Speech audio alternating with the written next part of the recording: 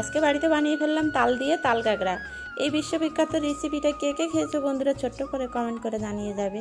তো দেখো, তাল কাঁকড়া বানানোর জন্য প্রথমেই লাগছে তাল, তো লাগছেই, আর লাগছে চালিগুড়ি, আর ডিজাইনের জন্য তো কলার খোল, আর এদিকে লাগছে সাদা তিল, নারকেল কোড়ানো, আর বাতাসা অথবা গুড়। গুড় দিলে বেশি ভালো হয়, টেস্ট হয়, কিন্তু গুড় এখানে সলিড গুড় পাওয়া যায় না, সেজন্য আমি বাতাসা আর চিনি নিয়েছি। তো দেখো, প্রথমেই আমি সাদা তিলটাকে একটু টেলে টেলে নিলাম কড়াইতে, নিয়ে আমি সেই গরম কড়াইতে মধ্যে আমি জল দিয়ে দিলাম বাতাসাগুলো গলানোর জন্য।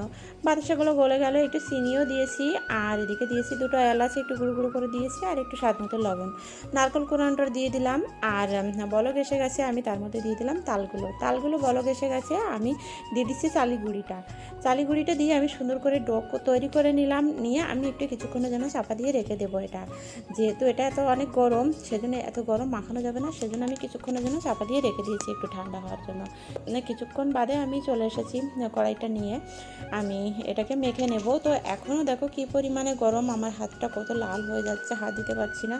তো কিছুক্ষণের জন্য ফ্যানের বাতাসে রেখে দিয়েছিলাম, একটু ঠান্ডা হয়ে গেছে। তারপর ভাজা তেলটা দিয়ে আমি আস্তে আস্তে এটাকে সুন্দর মতো করে আটার মতো করে আমি মেখে নিয়েছি। তো মেখে নিয়ে আর বান্ধবী এসেছিলো, ওকে নিয়ে আমরা দুজনেই একসাথে করে পিঠাটা তৈরি করে ফেলছি।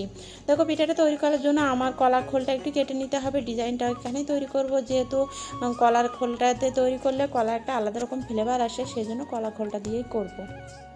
তো একে একে পিঠাগুলো করে নিলাম, আর সব পিঠা আমাদের করা হয়ে গেছে। তো এখন লাস্টে একটু ছিল, সেটুকু দিয়ে ছোটোবেলায় দেখো এরকম মাটি দিয়ে বানাতাম পুতুল, পাখি, থালা, গ্লাস, হাঁড়ি, কড়াই সব কিছু বানাতাম। তো সেই কথা মনে পড়তেই দুজনে গল্প করতে করতে সেইগুলো আবার বানিয়ে ফেললাম। তো হাঁড়ি, কড়াই, থাল, গ্লাস আজকে সব কিছুই খাবো। তো দেখো কত মজা হচ্ছে, গল্প করছি। আর এদিকে পাখিটাও বারবার ঘাটটা ঝুলে যাচ্ছে, লেজটা বেঁকে যাচ্ছে, যেহেতু নরম সেই জন্য এটা মাটির মতো আর হচ্ছে না, আর আমি বারবার ঠিক করে দিচ্ছি। আর এদিকে আমি হাঁড়িতে চাপিয়ে দিয়েছিলাম উনুনে জলটা ফুটে গেছিলো। জলটা ফুটে যাওয়ার পরে আমি ঝাঁঝরিতে একটু তেল মালিশ করে আমি পিঠাগুলো একে একে দিয়ে সেদ্ধ করে নিচ্ছি। কিছুক্ষণের জন্য আমি সেদ্ধ করে নেব।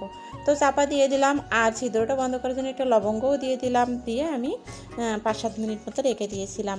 আর এদিকে আমি 5-7 মিনিট পর ফিরে এসে একটু চেক করে দেখছিলাম যে সেদ্ধটা হয়েছে কি না। সুন্দর সেদ্ধ হয়ে গেছে, আর আমি পিঠাগুলো নামিয়ে নিলাম, আর ভেঙে নিজে খেয়ে দেখছিলাম যে সব কিছু পারফেক্ট আছে কিনা। তো খেয়ে দেখলাম খুব সুন্দর হয়েছে এবং সব কিছুই ঠিকঠাক আছে। আর এদিকে বান্ধবীকেও দিলাম খেতে, বান্ধবী খেয়ে তো প্রশংসা পঞ্চম মুখ। আমার একটা মুখ, ও আমাকে প্রশংসা এত করলো যে আমার মনে হচ্ছে এখন আমার 5টা মুখ। তো সব কিছুই ঠিকঠাক আছে ও বলল, আর আমি থাল ভরে আমার মেয়েকে দিলাম সবাইকে খাওয়ার জন্য, আর আমার মেয়ে সোজা নিয়ে বাবাকে দিল।